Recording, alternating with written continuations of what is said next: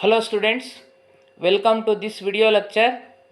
In the last video lecture we know the definition of cyclic group and also we solve some problems related to cyclic group. Now in this video lecture let us know theorems on cyclic group.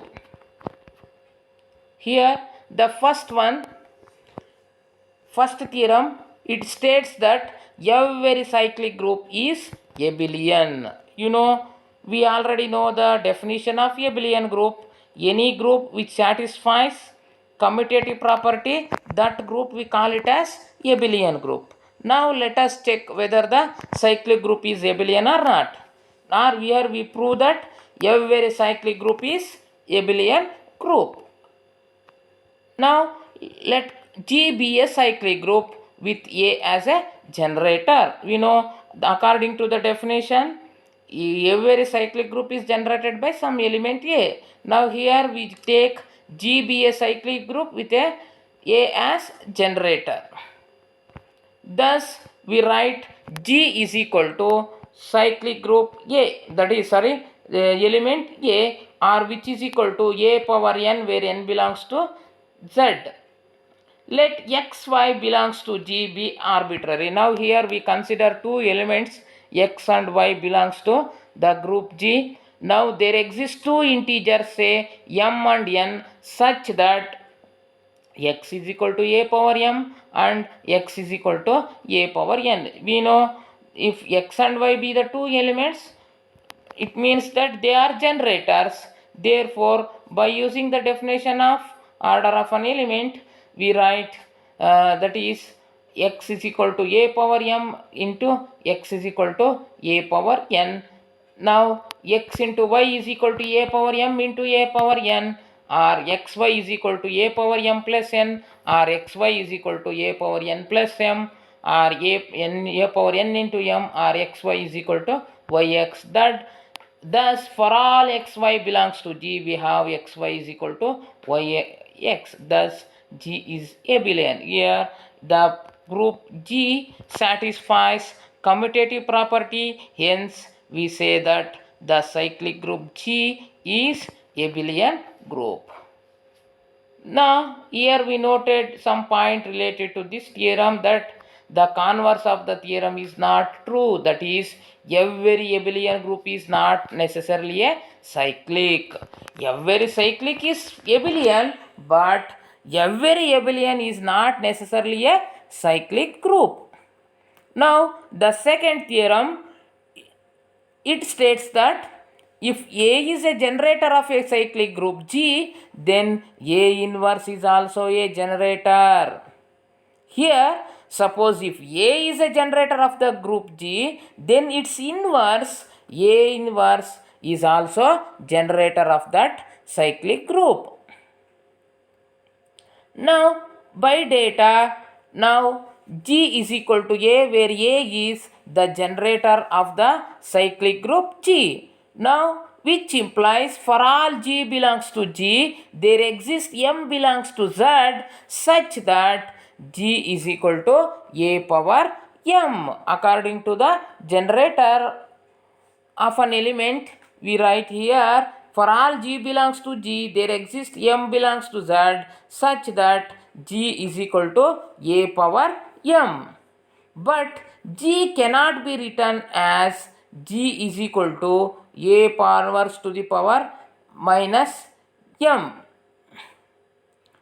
Now we can write G as G is equal to A power minus 1 to the power minus m, or we write this as A power minus n to the power m, where some n is equal to, we take some minus m. Thus for all G belongs to G, there exists n belongs to Z, such that G is equal to A to the power minus 1 whole to the power n, which implies we write A inverse is also a generator of the group G. Next theorem, if A is a generator of the cyclic group G, then order of A is equal to order of G. Now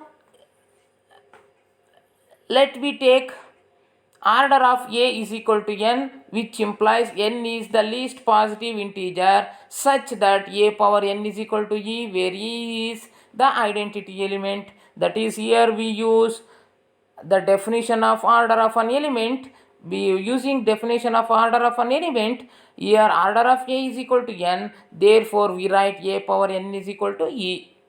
Consider the subgroup H generated by the element A. Now we write this H is equal to A square, A cube, so on, A power n, where A power n is what? E. Now the elements of H are distinct if A power R is equal to A power S, where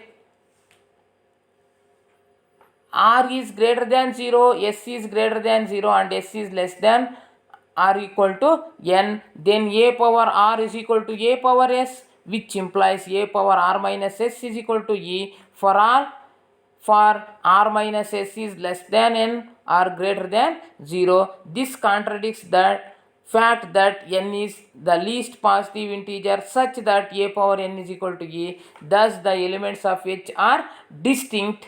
Let G belongs to G be arbitrary, then for some m belongs to Z, A is equal to A power m. By division algorithm, there exist two integers Q and R such that m is equal to Qn plus R, where R is greater than or equal to 0, less than n. Now G is equal to A power m, which implies G is equal to A power Qn plus R, or G is equal to A power n whole to the power Q into A power R, or G is equal to, A power n is E, therefore G is equal to E into A power R, or G is equal to A power R. Since R is less than n, the element A power R belongs to H, which implies G belongs to H. Thus for all G belongs to G is also an element of H, which implies G is subset of H, but H is subset of G, hence G is equal to H,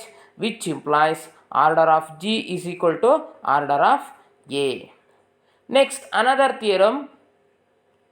If G is a finite group of order n containing an element of order n, then G is cyclic.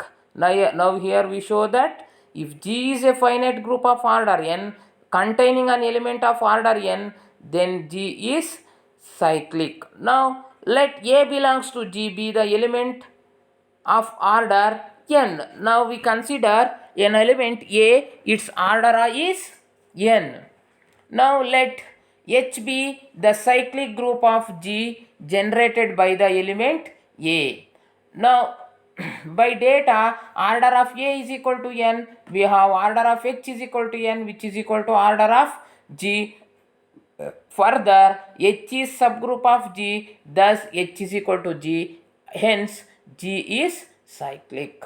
Okay, thank you.